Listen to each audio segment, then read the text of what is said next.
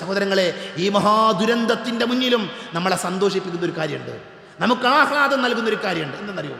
ആ നാട്ടിലുള്ള ആളുകളെ ചേർത്ത് പിടിക്കുന്ന മനുഷ്യരെ നമ്മൾ കാണുകയാണ്. ആ മനുഷ്യരെ രണ്ട് കൈകൾ കൊണ്ട് ചേർത്ത് പിടിക്കുന്ന, എല്ലാം അവർക്ക് വേണ്ടി വാരിക്കോരി കൊടുക്കാൻ തയ്യാറാകുന്ന ഒരു നല്ല സമൂഹത്തെ, നല്ല മനുഷ്യരെ നമ്മുടെ കേരളത്തിൻ്റെ മണ്ണിൽ നമ്മൾ കാണാം. വേറെ എവിടെയെങ്കിലും ഇങ്ങനെ കാണുമെന്ന് എനിക്കറിയില്ല.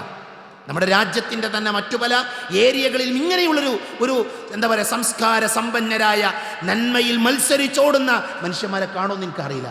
ഇതൊരു സന്തോഷകരമായ കാര്യമാണ്. ഇവിടെ വിവിധ മതക്കാരായ ആളുകളുണ്ട്, വിവിധ ദർശനങ്ങളിലുള്ള ആളുകളുണ്ട്.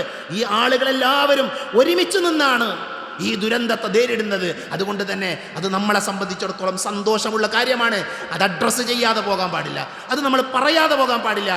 ഈ സ്നേഹത്തിൻ്റെ പെയ്ത്ത് നടത്തുന്ന മനുഷ്യന്മാർക്കിടയിലും വർഗീയതയുടെ, അതേപോലെ തന്നെ വിഭാഗീയതയുടെ വിത്തുപാകാൻ ശ്രമിക്കുന്ന ആളുകളുണ്ട്. അവരെ നമ്മൾ തിരിച്ചറിയണം, അവരെ നമ്മൾ ഒറ്റപ്പെടുത്തുകയും വേണം. നമ്മൾ ഒരുമിച്ച് നിന്ന് പ്രയാസം അനുഭവിക്കുന്ന ആളുകളെ ചേർത്ത് പിടിച്ച് അവരെ ജീവിതത്തിലേക്ക് തിരിച്ചു കൊണ്ടുവരിക എന്നുള്ളത് നമ്മുടെ എല്ലാവരുടെയും കടമയാണ്. ഇവിടെയുള്ള മറ്റു മനുഷ്യരെക്കാൾ, മറ്റു മതവിശ്വാസികളെക്കാൾ നമുക്കതിന് കൂടുതൽ ബാധ്യതയുണ്ട്.